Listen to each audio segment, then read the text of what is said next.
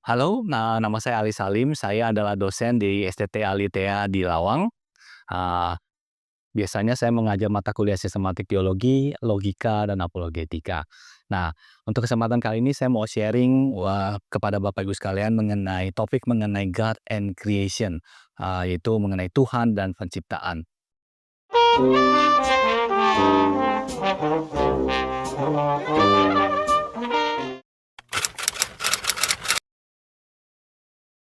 Nah, menurut saya topik ini cukup penting dan biasanya menjadi hal yang cukup menyulitkan bagi khususnya beberapa anak muda ketika mereka bergumul hal ini. Karena di dalam beberapa hal, misalkan di dalam hal pemikiran sains itu kelihatannya khususnya mereka yang percaya teori evolusi melihat bahwa eh, topik mengenai God and Creation itu menjadi topik yang membingungkan. Nah, saya akan mulai dari dasar biblical yang menjadi fondasi daripada iman Kristen.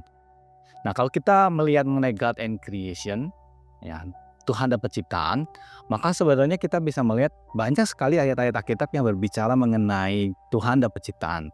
Misalkan Kejadian 1 ayat 1, di situ tertulis pada mulanya Allah menciptakan langit dan bumi. Dan ini menjadi fondasi bahwa segala sesuatu yang ada di dalam dunia ini sebenarnya adalah Tuhan, diciptakan oleh Tuhan.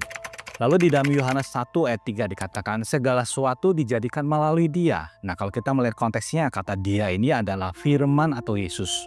Nah, dan tanpa Dia tidak ada sesuatu pun yang telah jadi dari segala yang telah dijadikan. Dan di dalam Yohanes 1 ayat 3 ini kita bisa melihat bahwa ketika Tuhan menciptakan ini, maka disebutkan di dalam ayat ini bahwa oknum kedua atau pribadi kedua, yaitu Tuhan Yesus juga turut serta di dalam penciptaan. Lalu kita juga bisa melihat di dalam Kolose 1 ayat ke-16. Dikatakan di situ, karena di dalam Dialah, yaitu kata Kristus, telah diciptakan segala sesuatu yang ada di surga dan yang ada di bumi, yang kelihatan dan yang tidak kelihatan, baik singgasana maupun kerajaan, baik pemerintah maupun penguasa, segala sesuatu diciptakan melalui Dia dan untuk Dia. Sekali lagi kita bisa melihat di dalam bagian hari ini bahwa firman Tuhan mengatakan bahwa segala sesuatu diciptakan oleh Kristus. Lalu di dalam Wahyu 4 ayat 11 juga dikatakan, ya Tuhan dan Allah kami, Engkau layak menerima puji-pujian, hormat, dan kuasa. Sebab Engkau telah menciptakan segala sesuatu, dan karena kehendak-Mu semua itu ada dan diciptakan. Nah, kita bisa melihat di dalam ayat ini dikatakan bahwa Tuhan menciptakan segala sesuatu berdasarkan kehendak daripada Tuhan. Nah, kalau kita melihat ayat-ayat seperti itu, maka jelas dasar firman Tuhan, khususnya kita bicara mengenai Alkitab, berbicara mengenai bahwa segala sesuatu diciptakan oleh Tuhan. Dan juga kita melihat di dalam pengakuan iman rasuli, yaitu pengakuan iman yang biasanya dibacakan oleh gereja, beberapa gereja, kalimat pertama yang akan dikatakan, aku percaya kepada Allah, Bapa yang Maha Kuasa, Khalik langit dan bumi, atau pencipta langit dan bumi. Jadi kalau kita melihat bagi gereja-gereja yang selalu mengucapkan pengakuan iman rasuli setiap minggunya, kata pertamanya kita percaya bahwa Tuhanlah yang menciptakan langit dan bumi. Nah, Bapak-Ibu sekalian, doktrin mengenai penciptaan itu jelas bahwa Tuhan yang menciptakan segala sesuatu. Namun Bapak-Ibu sekalian, kalau kita melihat kenyataannya adalah ya, ternyata banyak orang-orang berpikir khususnya pada saat ini, apa benar Tuhan menciptakan segala sesuatu? Kalau kita melihat wahyu Tuhan itu bisa dibagi dari dua, yaitu wahyu umum, ya salah satunya adalah penciptaan, dan wahyu khusus, salah satunya adalah Alkitab.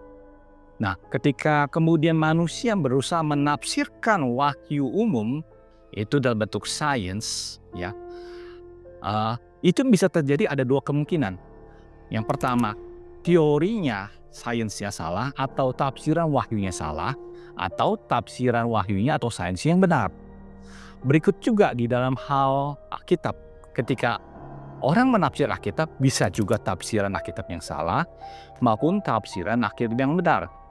Nah, permasalahannya adalah zaman sekarang ini kita percaya khususnya di dalam sains, di sekolah-sekolah diajarkan mengenai teori evolusi. Teori evolusi itu adalah tafsiran wahyu umum atau sains yang mengajarkan bahwa segala sesuatu terjadi secara alamiah, yaitu baik melalui seleksi alamiah maupun mutasi dan tanpa campur tangan daripada Tuhan. Dan ini jelas berbeda sekali dengan doktrin penciptaan. Karena di dalam doktrin penciptaan dikatakan bahwa segala sesuatu yang terjadi itu adalah akibat Tuhan menciptakan. Nah, karena itu Bapak Ibu sekalian, kita bisa melihat bahwa teori evolusi dan doktrin penciptaan itu sebenarnya adalah dua hal yang bertentangan. Yang satu mengatakan bahwa segala sesuatu terjadi secara alamiah, sedangkan doktrin penciptaan mengatakan bahwa segala sesuatu terjadi karena kehendak Tuhan yang mau menciptakan segala sesuatu. Nah, inilah topik yang saya akan address di dalam beberapa klip-klip video mendatang. Terima kasih.